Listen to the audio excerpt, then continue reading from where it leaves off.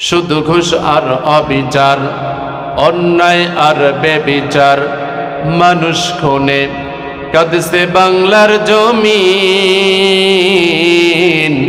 বিদায় হতে চলেছেন নবীজির রক্তে মাখা দিন। সিডি আর টেলিভিশন, ইন্টারনেট আর মোবাইল ফোন কেড়ে নিল মানুষের মন। আল্লাহর কালাম লাঞ্ছিত হয়ে কাঁদছে রাতে দিন। বিদায় হতে চলেছেন নবীজির রক্তে মাখা দিন। তবে মানুষ তুমি মনে রেখো, একদিন তোমার সোনার দেহ থাকবে না রে আর। মাটির দেহ মাটি খাবে, মিশবে রে ধুলায়। কিসের টাকা কিসের বাড়ি, ও তুমি কিসের করো জমিদারি। তুমি মরলে কেউ যাবে না, সন্তান কিংবা স্ত্রী। বট বৃক্ষে কুলসে মহল কে দিল রে, লতার গাছে কদু। মৌমাছিরা কারা দেশে মৌচাকে দেয় মধু। পাখির কণ্ঠে কে দিল রে মিষ্টি মধুর গান। চিন্তা করে বলেন দেখি এসব কার দান। রব্বুল আলামিন বলছেন, কুল ইন কুনতুম তুহিব্বুনাল্লাহ ফাত্তাবিউনি ইউহিব্বুকুমুল্লাহ ওয়া ইয়াগফির লাকুম যুনুবাকুম ওয়াল্লাহু গফুরুর রহিম। রাসূল আপনি বলে দিন, নিশ্চয় আমি রব আল্লাহ তাআলাকে যারা ভালোবাসার দাবি করে তারা যেন আপনি রাসূলের পরিপূর্ণ অনুসরণ করে। আপনি রাসূলের যদি পরিপূর্ণ অনুসরণ তারা করতে পারে, আমি রব্বুল আলামিন তাদেরকেই ভালোবাসবো। শুধু ভালোবাসায় ক্ষান্ত হব না, তাদের জীবনের চলার পথে যত গুনাহ হবে রব্বুল আলামিন সেই গুনাহগুলো মাফ করে দেবে। আয়াতের দিকে লক্ষ্য করে আল্লাহ তাআলা বলছেন, ও রাসূল আপনি বলে দেন, আমি রব্বুল আলামিনকে যারা ভালোবাসার দাবি করে তারা যেন আপনি রাসূলের পরিপূর্ণ অনুসরণ করে। আল্লাহকে ভালোবাসেন যারা, দুই হাত টান টান করে একটু দেখান তারা। আমরা সকলে আল্লাহ তাআলাকে ভালোবাসি, হাতগুলো নামাই। আল্লাহ রাব্বুল আলামিনকে ভালোবাসি যেহেতু, তাহলে ভালোবাসা শুধু মুখ দিয়ে বললেই হবে না। আল্লাহ তাআলা যেই ফর্মুলা দিয়েছেন, যেই পদ্ধতি দিয়েছেন, যেই নিয়ম দিয়েছেন, সেই পদ্ধতি সেই নিয়ম অনুযায়ী আল্লাহ তাআলাকে ভালোবাসতে হবে। আল্লাহ তাআলাকে যদি ভালোবাসার দাবি করেন তাহলে আল্লাহ রাসূল সাল্লাল্লাহু আলাইহি ওয়াসাল্লামের গোটা জিন্দেগিটা পরিপূর্ণ অনুসরণ করা লাগবে। যদি আপনি আমি অনুসরণ করতে পারি, তারপর রব্বুল আলামিন আপনাকে আমাকে ভালোবাসবেন। আর ভালোবাসার পরে রব্বুল আলামিন বান্দা চলতে ফিরতে যে গুনাহ করে, অপরাধ করে, পাপ করে, নামাজ কাজা করে এবং কি আদার্স মিথ্যা কথা বলে, গীবত করে, পরনিন্দা করে, টিকটক মোবাইলের মধ্যে অশ্লীল ভিডিও দেখে, যার কারণে গুনাহ হয়ে যায়। আল্লাহ রাসূলকে যদি কেউ পরিপূর্ণ অনুসরণ করতে পারে, তার যে জীবনের গুনাহগুলো চলতেই জীবনে হয়ে থাকবে, রব্বুল আলামিন সেই গুনাহগুলো মাফ করে দেবে। একটু জোরে সরে পড়েছে সুবহানাল্লাহ। বলুন তো দেখি, আল্লাহ রাসূলের আনুগত্য করার দরকার আছে না নেই? আছে। রাসূল পাক সাল্লাল্লাহু আলাইহি সাল্লামের গোটা জিন্দেগি আপনার আমার জন্য আনুগত্য করা ফরজ। যে বিশ্বনবীকে আল্লাহ রাব্বুল আলামিন এমন এক আরব জাহানের মধ্যে পাঠাইছিলেন, যে আরবের মানুষেরা নিজের কন্যা সন্তানকে হত্যা করত। গরিব যারা ছিল তারা তাদের কন্যা সন্তানকে হত্যা করে ফেলত। লুটতরাজ হইত, চাঁদাবাজি হইত, সন্ত্রাস হইত, মানুষ হত্যা হইত। যেখানে সেখানে অন্যায়, সুদ, ঘুষ, রাহাজানি সবগুলোই চলতেছিল। ঈসা আলাইহিস সালামকে যখন রব্বুল আলামিন যখন আসমানে তুলে নিলেন, উনাকে তুলে নেওয়ার পর 600 বছর কোন নবী এই পৃথিবীর ময়দানে ছিল না। 600 বছর পর আল্লাহ রব্বুল আলামিন বিশ্ব নবীকে এই পৃথিবীতে পাঠিয়ে দিলেন। আল্লাহ তাআলা বলছেন, আমি আমার নবীকে কেন পাঠালাম? ওয়া মা আরসালনাকা ইল্লা রাহমাতাল লিল আলামিন। আল্লাহ বলেন, I have sent you as a mercy for the whole entire. আমি বিশ্ব নবীকে সারা পৃথিবীর রহমত করে আমি পাঠালাম। এই রহমত করে যে পাঠাইছি তার বাস্তব প্রমাণ হলো আল্লাহর নবী যখন এই দুনিয়ার ময়দানে আসলেন, এই দুনিয়ার বুকে যখন আসলেন, জন্মের পূর্বে আহারে তার বাবাকে হারায় ফেলছেন।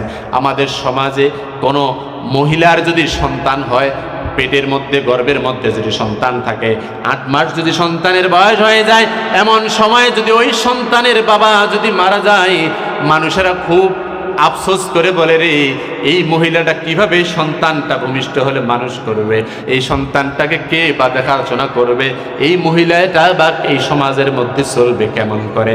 ঠিক এমন করে আল্লাহর প্রিয় রাসূল তার বাবাকে জন্মের পূর্বেই হারায় ফেলেছে।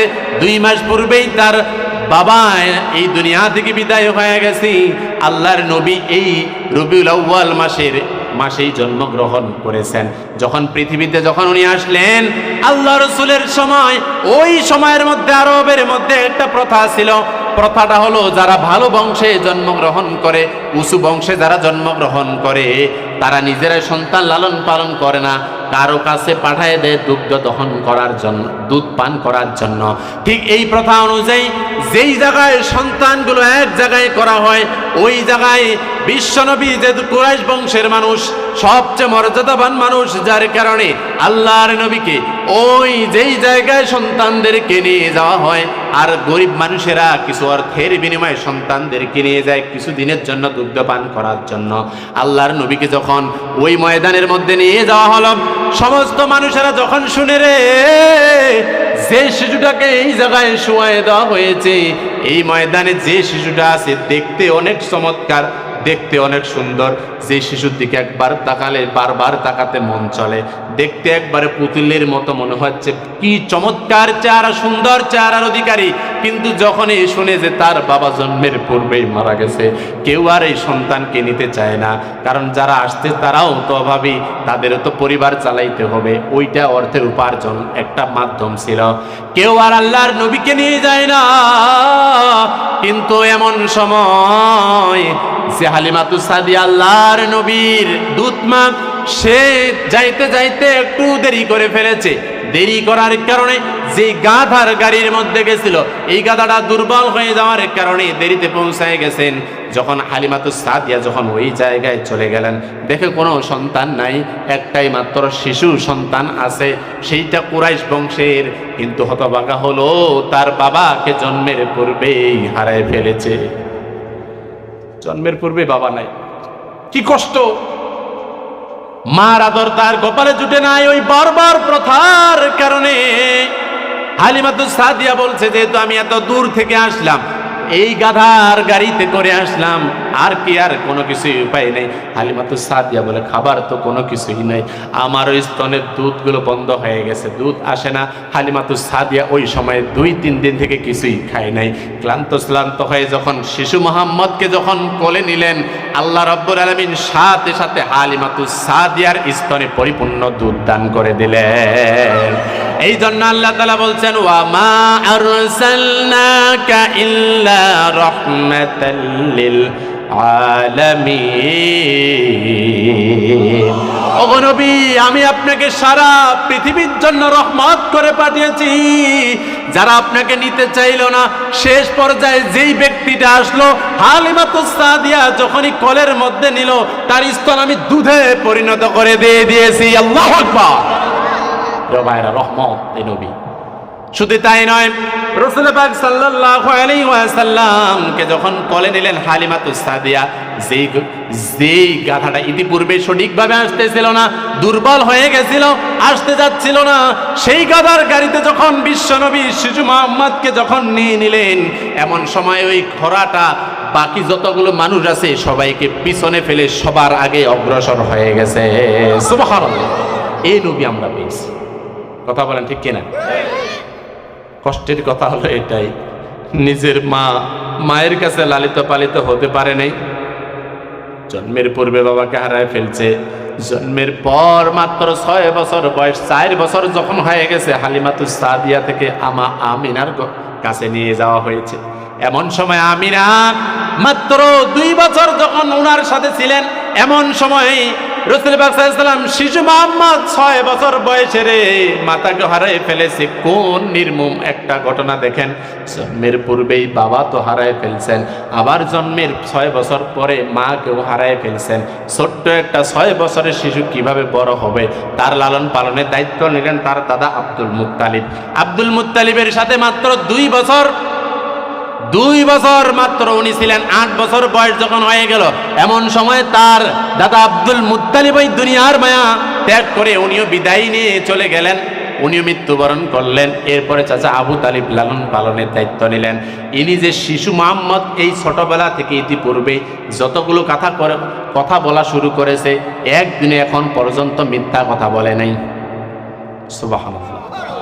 শিশু মুহাম্মদ সাল্লাল্লাহু আলাইহি ওয়াসাল্লাম সর্বপ্রথম তার চাচা আবু তালিবের সাথে 12 বছর বয়সে যখন ব্যবসার উদ্দেশ্যে যখন সিরিয়ায় যাচ্ছিলেন, এমন সময় চলতে চলতে চাচা আর ভাইস্তা ক্লান্ত হয়ে একটা গাছের নিচে যখন শিশু মুহাম্মদ সাল্লাল্লাহু আলাইহি ওয়াসাল্লাম যখন বসে গেছে, এমন সময় আবু তালিব যখন একটু সাইডে গেছে, ওই রাস্তা দিয়েই হেঁটে যাচ্ছিলেন একজন ইহুদি আলেম, একজন পাদ্রী হেঁটে যাচ্ছিলেন।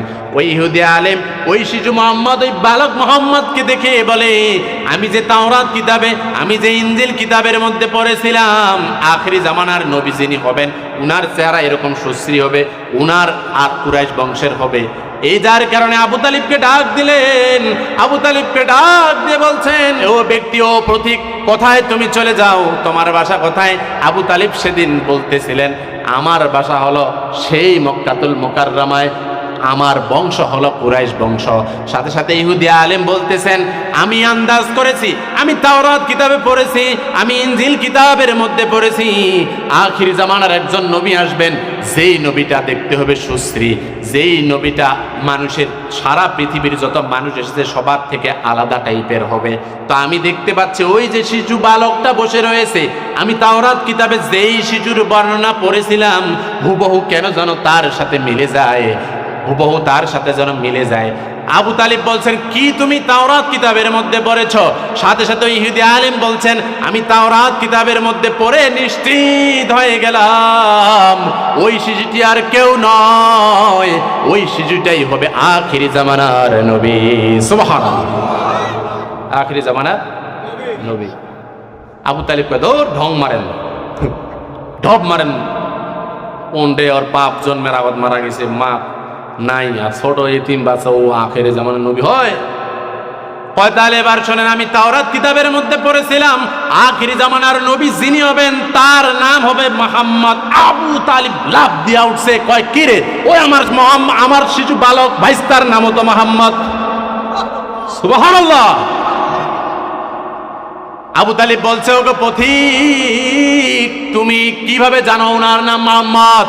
যখনই বলছে তার নাম মুহাম্মদ কিনার সাথে সাথে যখন আবু তালিব বলছে, হ্যাঁ তার নাম মুহাম্মদ, ওই ইহুদি আলেম বলছে, শুধু তার নাম জানি তা নয়, তার বাবারও নাম জানি, তার মায়েরও নাম জানি, তার বংশেরও নাম জানি।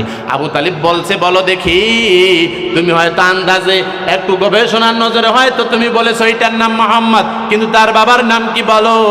সাথে সাথে এই ইহুদি আলেম বলতেছেন, ওর বাবার নাম হলো আব্দুল্লাহ। আবু তালিব বলে, তুমি জানলা কিভাবে? কয়, ওই যে তাওরাত ইনজিলের মধ্যে পড়েছিলাম, ওর মায়ের নাম হবে আমিনা। সব কিছুই মিলে গেছে। সুবহানাল্লাহ। রাসূল সাল্লাল্লাহু আলাইহি ওয়াসাল্লামকে পাঠালেন, 17 বছর বয়স। কত বছর? সেই নবী পাক সাল্লাল্লাহু আলাইহি ওয়াসাল্লাম 17 বছর বয়স যখন হলেন, একটা সংগঠন করলেন। সংগঠনের নাম হালাফুল ফুজুল, হিলফুল ফুজুল নামে আমরা চিনি, শান্তি সংঘ। কেন করেছেন? উনি চিন্তা করে দেখলেন, যে সমাজের মধ্যে আমি চলাফেরা করি, এই সমাজের মধ্যে চুরি আছে, ডাকাতি আছে, ছিনতাই আছে, সাদাবাজি আছে, ধর্ষণ আছে, জেনা আছে, লুটতরাজ আছে, বেবিচার আছে, বেপরদা আছে, এই সমাজকে আমাকে ঠিক করা লাগবে। বলুন তো দেখি, এই সব অপরাধ এখন আছে না নেই? জোরে বলে, আছে না নেই? চুরি আছে, ডাকা নাই নাই, মসজিদে জুতা নিরাপদ না,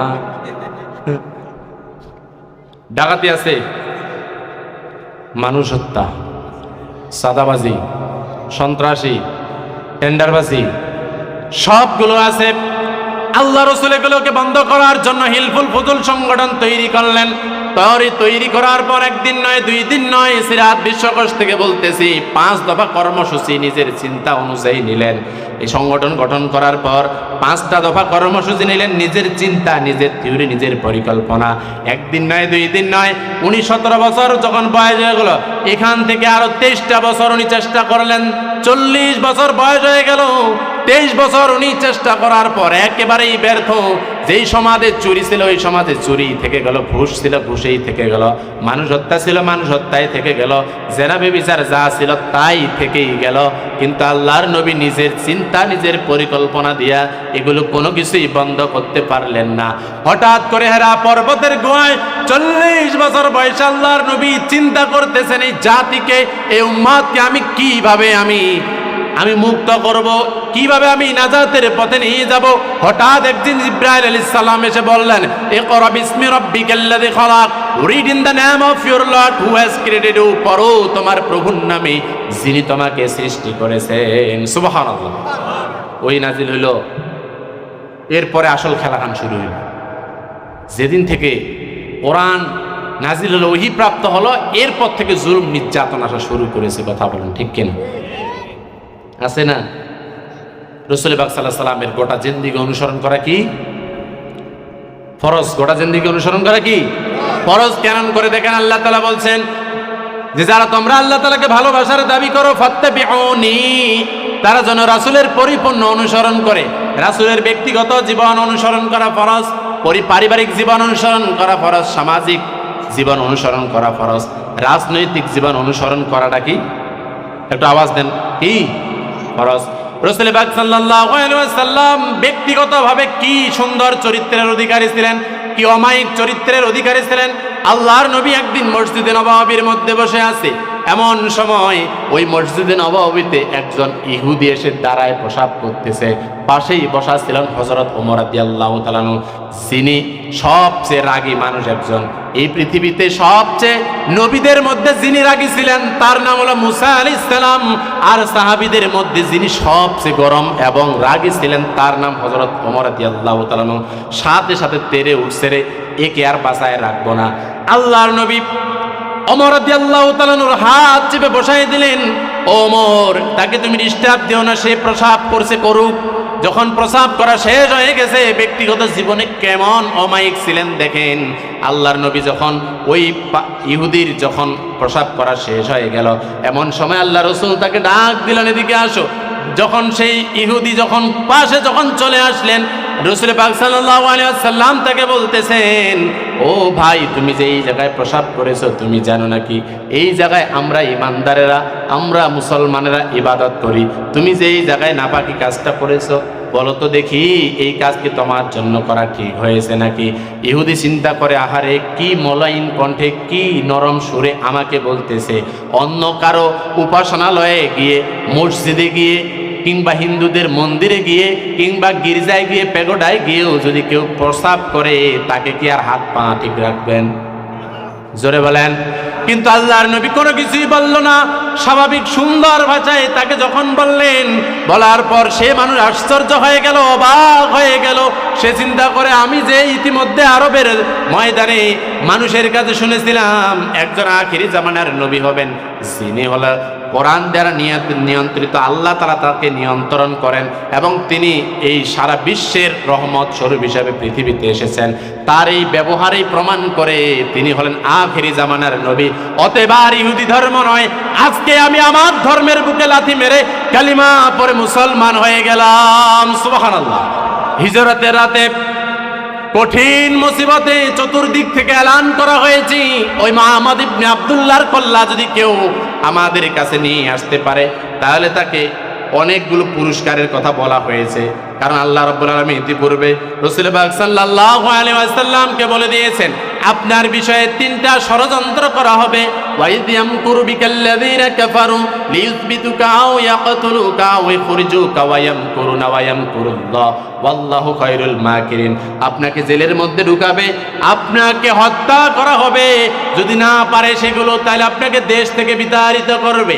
এক পর্যায়ে আল্লাহর নবীকে যখন দেশ থেকে যখন বিতাড়িত করার সিদ্ধান্ত কাফেররা নিয়েছে, রাসূল পাক সাল্লাল্লাহু আলাইহি ওয়াসাল্লাম আল্লাহ তাআলার আদেশ যখন পেলেন, যেই ঘরের মধ্যে শায়িত ছিলেন হযরত আলী রাদিয়াল্লাহু তাআলা ঘরের মধ্যে শুয়ায় দিয়া তার চাদরটার আলী রাদিয়াল্লাহু তাআলার উপরে দিয়ে আলী রাদিয়াল্লাহু তাআলাকে বলছেন, ও আলী রে, এই যে দেখো, এই জায়গায় কিছু গম আছে, এই জায়গায় কিছু খেজুর আছে, এই জায়গায় কিছু আটা আছে, এই জায়গায় কিছু জব আছে, এইগুলো দেখতেছে, এইটা হলো অমুকের, এইটা হলো অমুকের, এইটা হলো ওর। আমি এই জায়গায় লিখে দিয়ে গেলাম, আমি তো এই দেশ থেকে পালাতে বাধ্য হয়ে যাচ্ছি, কিন্তু যেই মানুষেরা আমার কাছে এসে আমানত রেখেছে, এই মানুষগুলো যেন আমানতটা তাদের ফিরায় পায়, আমি যেন খেয়ানতের কাতারে না যাই, যার কারণে তারা যে আমানত আমার কাছে রেখেছে, আজকে আমি তোমার কাছে বুঝে দিয়ে গেলাম, ওই মানুষকে তুমি সেই আমানতটা ফিরাই দিবে। সুবহানাল্লাহ। চতুর্দিক থেকে কাফেররা ঘেরাও, বাসার চতুর্দিকে কাফেররা ঘেরাও। রাসূল পাক সাল্লাল্লাহু আলাইহি ওয়াসাল্লামকে পাইলেই আর কোনো কিছু নাই, ওনাকে মেরে ফেলবে, এমন সময় আমানতের চিন্তা করে। আর আমরা ওই যে টাকাটা ধার নিয়েছিলাম 3 বছর হইল, 3 দিনের কথা বলে, এখন এমন সম্পর্ক হয়েছে মোবাইল দিলে ধরি না, কথা কন দেওয়ার সময় হুজুর না খায়, এর কান্দন দেখে কয় কত নেবে, 3000 টাকা দিলে হবে। কোন দিন দেব? ওই আগামী শুক্রবার ময়দান দিঘির হাট করে যা আছে বেশি টেসে দিয়ে দেব। ওরে আল্লাহ, ওই যে শুক্রবারের কথা কইছে, 3 বছর হয়ে গেল, শুক্রবার আসেনি। এদিকে এমন আছে না নেই? কে আছেন একটু হাত তোলেন দেখে। প্রিয় ভাইরা, এরকম থাকা যাবে না। যা লেনদেন আছে মানুষ আপনার কাছে পায়, এটা আপনাকে ফিরাই দিতে হবে। ধার নিচ্ছেন, কর্জে আদা নিচ্ছেন, দেওয়ারই কোনো খোঁজ খবর নাই। পারতপক্ষে ইমানদার আপনি কখন মারা যান কেউ জানে না, অতএব দোকানেও বাকি খাওয়া বাদ দিয়ে দিবেন, সুদ ভিত্তিক অর্থনীতি ছেড়ে দিবেন, লেনদেন থাকবে, যা আয় করি তাই খায় আমি বেঁচে থাকবো। বাঁচবেন কতদিন? জোরে বলেন, বাঁচবেন কতদিন? আল্লাহ রাসূল সাল্লাল্লাহু আলাইহি সাল্লাম ব্যক্তিগত জীবনে কেমন ছিলেন, আবার পারিবারিক ভাবে উনি কেমন একজন মানুষ ছিলেন, ওনার পুরা জিন্দেগি অনুসরণ করা আপনাকে লাগবে। যেহেতু সময় সংকীর্ণ, ওনার পারিবারিক জীবনটা আপনাকে আমাকে ফলো করা লাগবে। আল্লাহর নবীর পারিবারিক জীবন আজকে ফলো করা হয় না, যার কারণে সমাজে পরিবারের মধ্যে শান্তি লেগে আছে, সুয়াটা জুয়া খেলা আছে, আর কেসিনো তো আছেই। আবার এদিকে স্বামী এবং স্ত্রীর কোনো মহব্বত নাই, পরকিয়া বেড়ে গেছে, 2 সুয়া ফালাইয়া একজন যুবকের সাথে পালাইয়া চলে গেছে ঢাকাইয়া পোলার সাথে। না কইল ঠিক, কথা বলেন ঠিক কিনা? পঞ্চগড় আছে না নাই? আছে। আল্লাহর নবী সাল্লাল্লাহু আলাইহি সাল্লাম থেকে শিক্ষা নেন। রাসূল পাক সাল্লাল্লাহু আলাইহি সাল্লাম তার স্ত্রীকে কি মহব্বত করত, আজকে স্ত্রীদের প্রতি মহব্বত উঠে গেছে, আর পাশের বাড়ি চাচি, নানি, দাদি, ভাবির প্রতি মহব্বত বেড়ে গেছে, মেসেঞ্জারের মধ্যে সেটিংটা বেড়ে গেছে, যার কারণে সব বর্তমান পরিবারগুলোতে তালাকটা পাইকারি হারে বাড়ছে। যুবক হাসে, কথা কয় ঠিক না? কি ঠিক তো? রাসূল পাক সাল্লাল্লাহু আলাইহি সাল্লামের পারিবারিক জিন্দেগি ফলো করেন, অনুসরণ করেন। আল্লাহ রাসূল পাক সাল্লাল্লাহু আলাইহি সাল্লাম যখন কোথা থেকে যখন বাসায় যাইতেন, বাসা যাওয়ার সাথে সাথেই ঘরের মধ্যে প্রবেশ করতেন, যখন সুন্দর করে সালাম দিয়ে দিতেন। আম্মা জান আয়েশা বললেন, এত আগে সালাম দেওয়ার জন্য প্রস্তুত হয়ে থাকি, ঘরের দরজার কোণের মধ্যে আমি লুকায়ে থাকি, আল্লাহর নবীকে আমি কোনোদিন সালাম দিতে পারি নাই। যখনই উনি ঘরের মধ্যে প্রবেশ করবে, আমি সালাম দেওয়ার পূর্বেই সে আমাকে সালাম দিয়ে দেয়। সুবহানাল্লাহ। আপনারা সালাম দেন? হুজুর ভাত খেলে উঠে বড় আর সালাম, কথা বলেন ঠিক কিনা? স্ত্রীকে সালাম দিবেন তো? কায় কায় দিবেন একটু হাত তুলেন দেখে। ওই তুই বিয়া করছিস রে? হ্যাঁ, হাত তুলে। স্ত্রীকে সালাম দিবেন। শুধু তাই নাই, রাসূল পাক সাল্লাল্লাহু আলাইহি ওয়াসাল্লাম কথা থেকে যখন বাসা যাইতেন, স্ত্রীর সাথে কেমন মহব্বত ছিল। কোন সাহাবী যদি উনাকে রুটি দিত, খেতে দিত, গোশত খেতে দিত, কিংবা দুধ, সারিদ কিংবা খেজুর যদি খাইতে দিত, আল্লাহ রাসূল পাক সাল্লাল্লাহু আলাইহি ওয়াসাল্লাম নিজে যা খাইতেন, যেই স্ত্রীর সাথে উনি সময় কাটানোর কথা ছিল, রাতে ঘুমানোর কথা ছিল, সেই স্ত্রীর জন্য উনি খেজুর নিয়ে যাইত, দুধের গ্লাস নিয়ে যাইত, রুটি নিয়ে যাইত, গোশত নিয়ে যাইত। আমরাও কিন্তু বাইরে অনেক কিছু খাই পরোটা, চটপটি, ডিম, ফুচকা, ঝালমুড়ি, মিষ্টি পান, বাড়িতে কিন্তু নেবেই না। কথা বলেন ঠিক কিনা? এটাই কি? এটা সুন্নাত। এটা কি? আল্লাহ রাসূল পাক সাল্লাল্লাহু আলাইহি ওয়াসাল্লাম নিয়ে গেছে, আর আমরা পারি না। কেন? আপনি সুটপুরি খাচ্ছেন, চাচির মন চলে না, আমার ভাবির মন চলে না, যদি মহব্বত বাড়িবে কেন? আপনার স্ত্রীর জন্য আপনি বাজারে গেছেন, মহিলাদের মন খুশি করতে বেশি কিছু লাগে, 5-10 টাকার গুলগুলা, একটা মিষ্টি পান, 15 টাকায় মেকআপ। কথা বলেন ঠিক কিনা? এই কাজটা আমরা করতে পারি না। কি যুবক, অতিরিক্ত কিছু বলেছি? এখন থেকে বাজারে যা আছেন, আল্লাহ রাসূল সাল্লাল্লাহু আলাইহি ওয়াসাল্লামের সুন্নাহ ফলো করেন। বাজার থেকে যখন যাবেন, ও 10 টাকার গুলগুলা অথবা পেঁয়াজও নিয়ে যাবেন। মহব্বত স্ত্রীর প্রতি বাড়বে। কে কে নিয়ে যাবেন একটু হাত দেখি। হাত তোলা, চোখ বন্ধ করেন। ঠিক আছে তো নাকি? ইনশাআল্লাহ। রাসূল পাক সাল্লাল্লাহু আলাইহি ওয়াসাল্লাম তার স্ত্রীর সাথে মহব্বত ছিল। স্ত্রীকে কি সুন্দর নামে ডাকছে রে! স্ত্রীকে ডাকছে লালি, হুমায়রা। কি সুন্দর নামে ডাকছে। যদিও আমাদের যুবকরা এখন সুন্দর নামে ডাকে। যুবকরা বিয়ে করছো কারা কারা একটু দেখি, কোন কোন যুবক বউ আছে? যুবকরা হাত তোলে না। এই যুবকরা এখন প্র্যাকটিস করেছে। আমার চাচালা আগত কইছিল, কয়ে সকিনার মা দরজা খোলে দে, আর এমিরা এটা না কয়, এমিরা কয় জান পাখি চলে আসছি তোমার জন্য, গরম গরম সিঙ্গারা নিয়ে। ভালোবাসা বাড়বে কিনা? জোরে বলেন, ভালোবাসা বাড়বে কিনা? বাড়বে। আমরা কি আসলে এগুলো ফলো করি? রাসূল সাল্লাল্লাহু আলাইহি ওয়াসাল্লাম ছিলেন রোমান্টিক। তার স্ত্রীর সাথে মহব্বত, একই সাথে 11 জন স্ত্রী মেনটেন করছে। বুঝেন তাইলে? কথা বলেন ঠিক কিনা? রাসূল পাক সাল্লাল্লাহু আলাইহি ওয়াসাল্লামের 11 জন স্ত্রী। এটা নিয়ে নাস্তিকেরা আবার বলে যে উনি নারী পিপাসু ছিল। বলি নাউজুবিল্লাহ। কয় যদি না হয় তাহলে এই উম্মতে মুহাম্মদীর জন্য বেইনসাফি করা হয়েছে। কেন? কয় একটা পুরুষ বিয়ে করতে পারবে 4টা, রাসূল সাল্লাল্লাহু আলাইহি ওয়াসাল্লাম একই টাইমে আবার 11টা। কয় এটা ঠিক নেই। আমি তখন একদিন একজনকে বললাম, আচ্ছা ফুটবল খেলা দেখছেন? কয় দেখছি। আমি বললাম যে ফুটবল খেলার মধ্যে বল হাত দিয়া ধরতে পারে কয়জন? কয় একজন। কে? কয় গোলকিপার। তাও কথায় পারে। কয় ডি বক্সের মধ্যে শুধুমাত্র গোলকিপার হাত দিয়া ধরতে পারে। আমি বললাম বাকি 10 জন পারে না কেন? কয় এইটাই নিয়ম। তা আমি বললাম দুনিয়ার নিয়মে এই গোলকিপার এই জায়গায়, এই বাকি 10 জন ডি বক্সের মধ্যে বল ধরতে পারে না, ধরলে খালি হেনে হবে না, পেনাল্টি হবে। এই জায়গায় যদি এরকম নিয়ম হয়, আল্লাহ রাসূল সাল্লাল্লাহু আলাইহি ওয়াসাল্লাম, তা আল্লাহ তাআলা পৃথিবীতে মানুষ সৃষ্টি করেছেন, আল্লাহ রাসূলকে পাঠাইছেন, তার নিয়ম অনুযায়ী আমাদের চলতে হবে। দুনিয়ার নিয়ম দেখেন কোনো আপত্তি নেই, আল্লাহর নিয়মে আপত্তি থাকা যাবে না। কথা বলেন ঠিক কেনা মুসলমান? আমি কি অতিরিক্ত কিছু বলেছি? প্রিয় ভাইরা আমার, তাহলে রাসূল পাক সাল্লাল্লাহু আলাইহি ওয়াসাল্লামের পারিবারিক জিন্দেগিটা একটু ফলো করেন, আপনারা দেখবেন পরিবারের মধ্যে শান্তি আসবে। তাই বলে খালি আপনারাই কবেন আর নারীরা কিছু কবে না। ওমরা তো আইসি স্বামীর দামে দেন। ও হ্যাঁ তামা হোম মিনিস্টার। কি মিনিস্টার? Home minister. যা আছে স্বঘোষিত স্বরাষ্ট্রমন্ত্রী। স্বামী যে আছে, মহিলারা আল্লাহ তাআলার কথা শোনা যেমন ফরজ, স্বামী যে জায়েজ কথাগুলো বলে এগুলো প্রত্যেকটা স্ত্রীর জন্য মানা ফরজ। প্রত্যেকটা মানা কি ফরজ। তাতে ধরে দেখেছেন আমার মা বোনেরা যারা মহিলা প্যান্ডেলে আছেন, স্বামীরা তোমার এটা কয়েছে। কথা বলেন ঠিক কিনা? তাহলে মহিলা যারা আছেন যতই কিছু করেন, আপনি পর্দা করে বেড়াইছেন, হিজাবও সুন্দর করে পরছেন। কি পরছেন? হিজাবও সুন্দর করে পরছেন। হিজাব পরার পরও স্বামীর আনুগত্য যদি আপনি না করেন, তাইলে যাবেন কোথায়? জোরে বলি কোথায়? কিন্তু এখন বরখা পরেও অনৈতিক কাজ করে কি করে? জোরে বলি করে কিনা? মানুষ বরখাটাকে আবার হাতিয়ার বানায় নিছে অপকর্ম করার জন্য। কথা বলেন ঠিক কিনা? এই যে ফেসবুকের মধ্যে ভিডিওগুলো দেখি, আজকাল বরখা পরা মেয়েগুলো হিন্দু যুবকের সাথে, ইসকনের যুবকদের সাথে প্রেম করে ঘুরে বেড়াচ্ছে, সতীত্ব হারাচ্ছে, এক পর্যায়ে তারা ব্ল্যাকমেলের শিকার হচ্ছে। কথা বলেন ঠিক কিনা?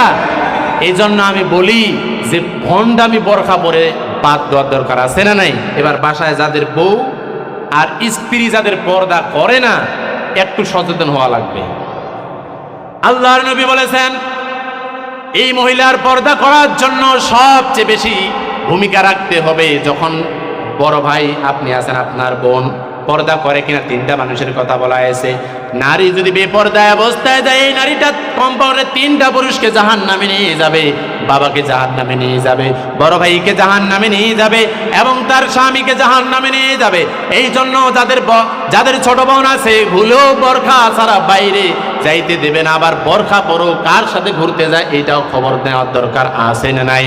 আবার যারা বাবা রয়েছেন আপনার মেয়ে কোথায় চলে যায়, আপনার মেয়ে কি করে এগুলো খোঁজ খবর নেওয়ার দরকার আছে না নাই? নাকি হজ করে এসে খালি মসজিদের তসবি টিপিবেন আর মেয়ে কোথায় যাক ছেলে কোথায় যাক কিচ্ছু করবেন না?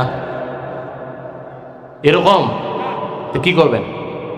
কোথায় চলে যায় এগুলোর খোঁজ খবর নেওয়া লাগবে। প্রিয় ভাইরা আমার, আপনার স্ত্রী পর্দা করে কিনা, আপনার মেয়ে পর্দা করে কিনা, এই দেখভাল আপনাকে আমাকে করা লাগবে। কারণ আল্লাহ রসুল বলেছেন আমাকে অনুসরণ করা লাগবে। এই জন্য পরিবার থাকতে হবে ইসলামিক পরিবারের মধ্যে। কথা বলেন ঠিক না? আমরা আমাদের পরিবারকে মেনটেন করব, পারবো তো নাকি ইনশাআল্লাহ?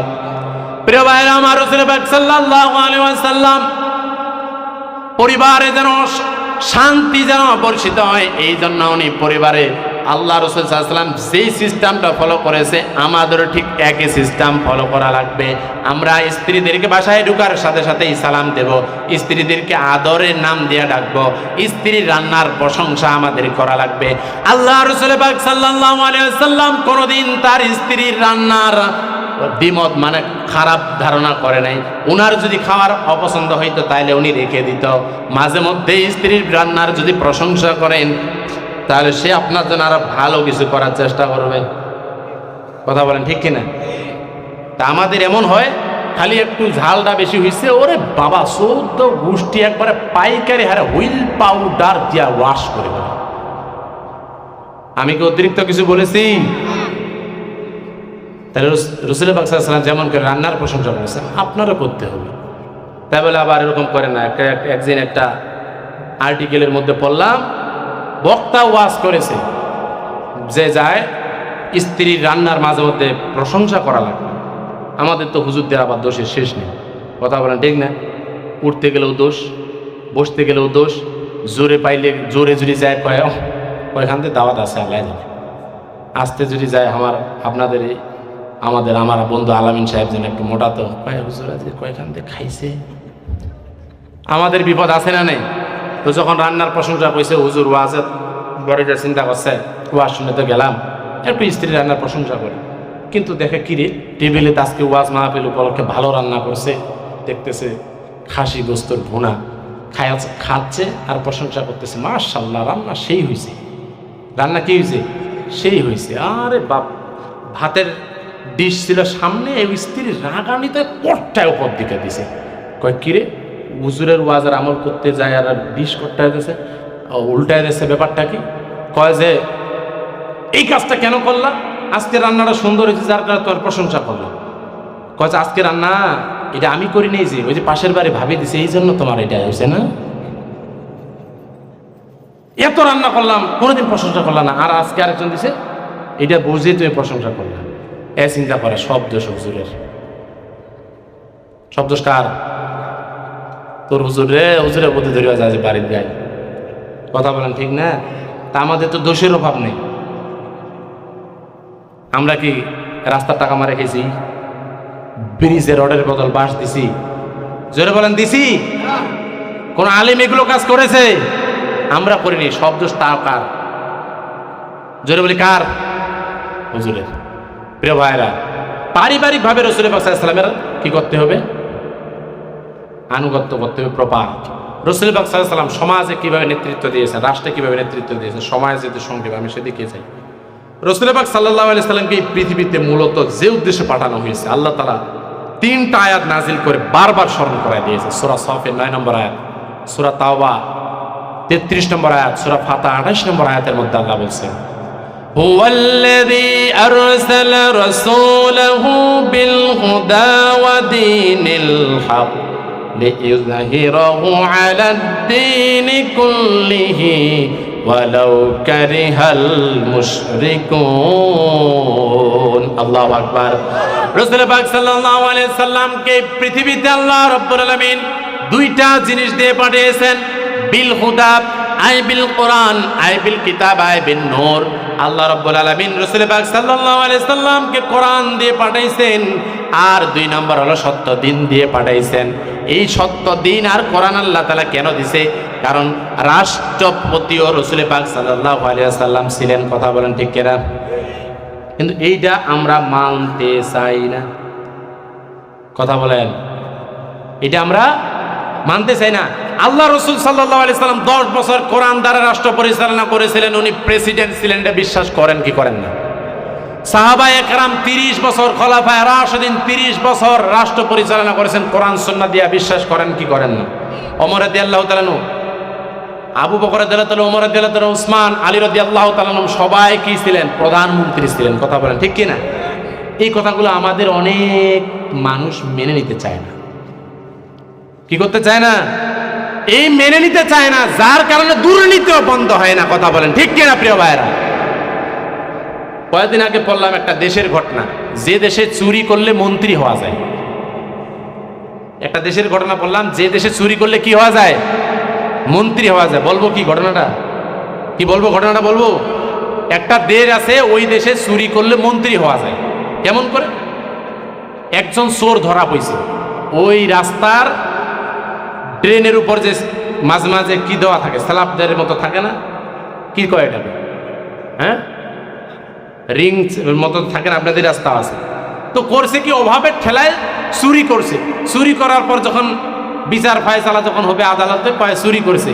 পরিশেষে চিন্তা করে দেখতেছে এ তো একটু কেমন জানি করতেছে, যার কারণে ওকে রাজনৈতিক আরো বিভিন্ন মামলা দিয়া ওই ব্যক্তিকে একবারে এমন পর্যায়ে নিয়ে গেছে, ফাঁসির রায় দিয়ে দিছে। চুরি করছে ছোট্ট একটা জিনিস, চুরি করার পরে ফাঁসির রায় দিয়ে দিয়েছে। যেদিন ফাঁসি তার কার্যকর হবে, সেই ব্যক্তিকে বলতেছে তোমার শেষ ইচ্ছা কি? কয় আমার শেষ ইচ্ছা আপনারা কি রাখবেন? কয় রাখবো। বলেন কি ইচ্ছা? কয় আমি এই দেশের প্রধানমন্ত্রীর সাথে দেখা করব। কার সাথে? প্রধানমন্ত্রীর সাথে দেখা করব। যেহেতু প্রধানমন্ত্রীর সাথে দেখা করবে, শেষ ইচ্ছা, যাও। প্রধানমন্ত্রীর কাছে নিয়ে গেছে। প্রধানমন্ত্রী বলছে যে ফাঁসির আসামি আপনার সাথে শেষ দেখা, তার শেষ ইচ্ছা আপনার সাথে দেখা করবে। তো প্রধানমন্ত্রী কয় যে আমাকে দেখে তুমি আবার কি করবা? কয় যে প্রধানমন্ত্রী আপনার কাছে তার এমনি আসি নাই, আপনাকে একটা সুসংবাদ দেওয়ার জন্য এসেছি। কয় কি সুসংবাদ? কয় আমি এমন একটা গাছের বীজ আমার কাছে আছে, যে গাছের বীজটা যদি গাড়ে, ওইটার যে গাছটা হবে, ওই গাছের নিচে যে ব্যক্তি যা দোয়া করবে, যা চাইবে, সব আল্লাহ তাআলা পূরণ করে দেবে। রাজা, ওই প্রধানমন্ত্রী এখন কয় তাহলে এই বীজটা তোমার কাছে যে আছে কোথায় আছে? কয় আমার কাছে আসছে, এই আনতে 10-15 দিন সময় লাগবে। কয় যা, সময় দিলাম। 10-15 দিন সময় দিল। এরপর যখন বীজ বপন করবে, যখন গাছবে মানে গাড়বে, এমন সময় কয় যে এইটার আবার আরেকটা নিয়ম আছে। কি নিয়ম? ওই চোরকে যখন বলতেছে কি নিয়ম, কয় যে এইটার নিয়মটা হলো এই, যে জীবনে মানুষের টাকা মেরে খায় নেই, যে জীবনে চুরি করে নেই, ওই ব্যক্তিকে এই বীজ বপন করতে হবে, নাহলে ওই যে গাছের নিচে যা বলে দোয়া করবে এইটা আর কবুল হবে না, মানে ওই ফলটা আর পাবে না। রাজ দরবারে যখন সমস্ত এমপি আর মন্ত্রী সবাই যখন ওই জায়গায় আছে, শেষ পর্যায়ে এই ব্যক্তি যখন বলছে যে যে ব্যক্তি চুরি করে খায় নেই, এই ব্যক্তি ওই জায়গায় এই গাছটা গাড়লে এই ফলটা পাবে।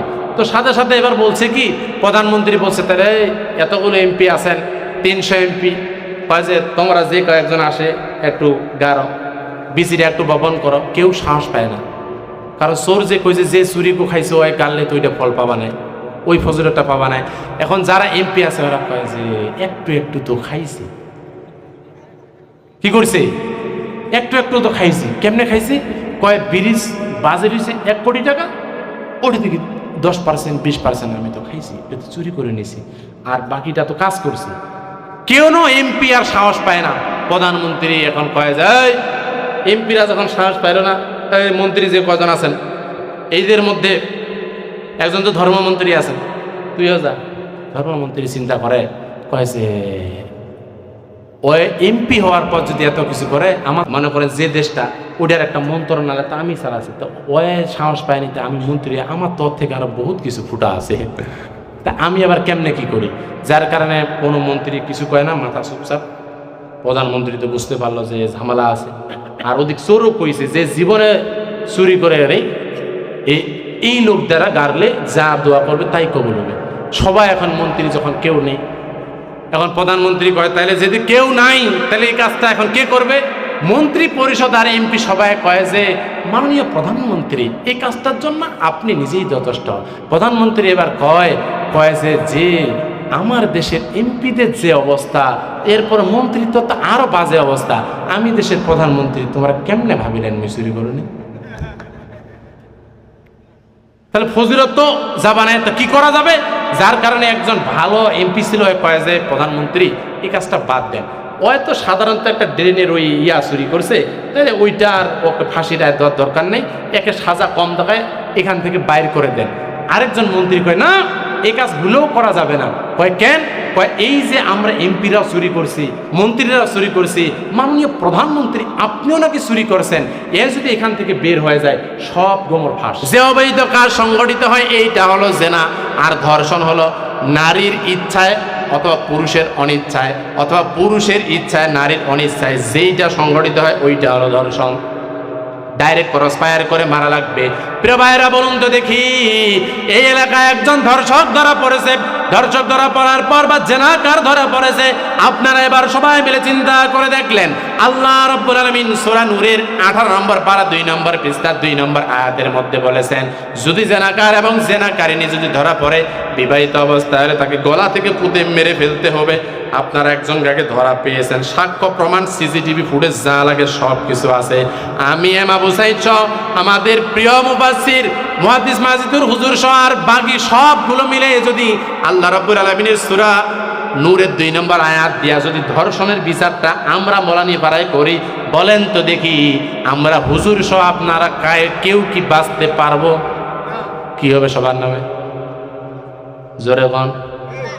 কেস মামলা হবে, গ্রেফতার হবে কি হবে না? প্রিয় ভাইরা, তাহলে কারা এই কাজটা করলে মামলা হবে না? সরকার যদি কাজটা করে তাহলে মামলা হবে না। কথা বলেন ঠিক কিনা? এই জন্য তো প্রিয় ভাইরা আমরা বলি ধর্ষণের আইন সর্বোচ্চ মৃত্যুদণ্ড সংসদের মধ্যে আইন পাস করেন, সমাজে ধর্ষণ থাকবে না। কথা বলেন ঠিক কিনা প্রিয় ভাইরা? কিন্তু এটা বন্ধ করিবা না, এই আইনটাও চায় না। আমরা এই আইনটার কথা যখন বলি, কিছু নামাজিরও শরীরের কাছে কুটুস কুটুস চুলকানি হয়। কথা বলেন ঠিক কিনা? মক্কা থেকে হজ করে আসছে, হজ করে আসার পরও ওই জায়গায় দেখে আসলো যদি চুরি করে তাহলে হাত কাটে, যদি জেনা করে তাহলে প্রকাশ্যে মৃত্যুদণ্ড দেয়। সৌদি আরবের ওই আইন বিধান ওটা দেখে আসে, বাস্তবে বাংলাদেশে ওই হাজী সাহেব এই বিষয়গুলোও মানতে চায় না। জোরে বলেন, কথা বলেন ঠিক কিনা? এবং শুধু তাই নয়, টাকা আছে বলে আমরা হজ করেছি, কটাক্ষ করতেছি না। দেখেন যে ওই টিভির সামনে যায় না বাপুকে সেই যে গান চলেছে ও আছে, কারণ মরণ যখন চলে আসবে আপনাকে আমাকে কবরের মধ্যে যখন জিজ্ঞাসা করা হবে মান রব্বুকা, তোমার আইনদাতাকে, তোমার বিধানদাতাকে, তোমার হুকুমদাতা পৃথিবীর মধ্যে কে ছিল? এমন সময় দুনিয়ার মানুষ যখন আল্লাহ তাআলার আইন মানে নাই, লেনিন এবং কার্ল মার্কস, আব্রাহাম লিঙ্কন এবং ওই ডোনাল্ড ট্রাম্প যে আইনে চলে, বাংলাদেশও যখন সেই আইনে চলে, এমন তো অবস্থায় চলতে চলতে যখন মানুষের আইনে চলে, আল্লাহ তাআলা যখন কবরের মধ্যে বলবে মান রব্বুকা, রব শব্দের অর্থ আইনদাতা, রব শব্দের অর্থ বিধানদাতা, রব শব্দের অর্থ হুকুমদাতা। আল্লাহ আপনাকে জিজ্ঞাসা করবে কবরের মধ্যে ফেরেশতার মাধ্যমে তোমার আইনদাতা কে ছিল, তোমার বিধানদাতা কে ছিল, তোমার হুকুমদাতা কে ছিল? প্রাণপ্রিয় ভাইরা, দুনিয়ায় যখন আল্লাহর আইন মানে নাই, এমন সময় যখন কবরে যাবে রে, উত্তর যখন দিতে পারবে না, ফেরেশতা এসে কিন্তু বাড়াম ফাড়া শুরু করে দিবে। কথা বলেন ঠিক কিনা? এরপর রব্বুল আলামিনের ফেরেশতা যখন কবরে এসে জিজ্ঞাসাবাদ করবে মা দিরুকা, তোমার জীবন ব্যবস্থা কি ছিল, কোন মতাদর্শে তুমি চলেছো, তোমার ইসলামী কর্মসূচি তোমার ছিল কিনা? আমাদের কোন ইসলামের কর্মসূচি অনুযায়ী মানুষেরা চলে না, উল্টা লেনিন, কার্ল মার্কস, ধর্মনিরপেক্ষতা, পুঁজিবাদ, সমাজতন্ত্র, জাতীয়তাবাদ আর যত ইজম রয়েছে এগুলোর উপরে মানুষ যখন চলাচল করে, আর এইভাবে চলতে চলতে যখন হায়াত শেষ করে ফেলবে, এক পর্যায়ে যখন মারা যাবে, এই মানুষটা মরণের সাথে সাথে যখন উত্তর 2 নম্বরে দিতে পারবে না, আযাব বলেন তো দেখি শুরু হবে কি হবে না? 3 নম্বরে যখন প্রশ্ন করা হবে মান হাযা রাসূলু মান নাবিয়ুকা, তোমার নবী কে ছিল, তোমার নেতা কে ছিল? আপনি আমি দুনিয়ায় জানি আপনার আমার নেতা ছিল বিশ্বনবী মুস্তাফা মুহাম্মদ সাল্লাল্লাহু আলাইহি ওয়াসাল্লাম, উনাকে দুনিয়ায় আপনি অনুসরণ করেন নাই, উনাকে আপনি মেনে চলেন নাই, ব্যক্তিগত জীবনে মানেন নাই, পারিবারিক জীবনে মানেন নাই, সামাজিক জীবনে মানেন নাই, রাজনৈতিক জীবনে মানেন নাই, দেশ পরিচালনার ক্ষেত্রে আল্লাহর রাসূলকে আপনি মানেন নাই। বলেন তো দেখি, কবরের 3 নম্বর প্রশ্ন, আল্লাহ রাসূলের কথা কি সেদিন আপনি বলতে পারবেন? জোরে বলেন, বলতে পারবেন? পারবেন না প্রিয় ভাইরা। রাসূল পাক সাল্লাল্লাহু আলাইহি ওয়াসাল্লামের গোটা জিন্দেগি অনুসরণ করা ফরজ।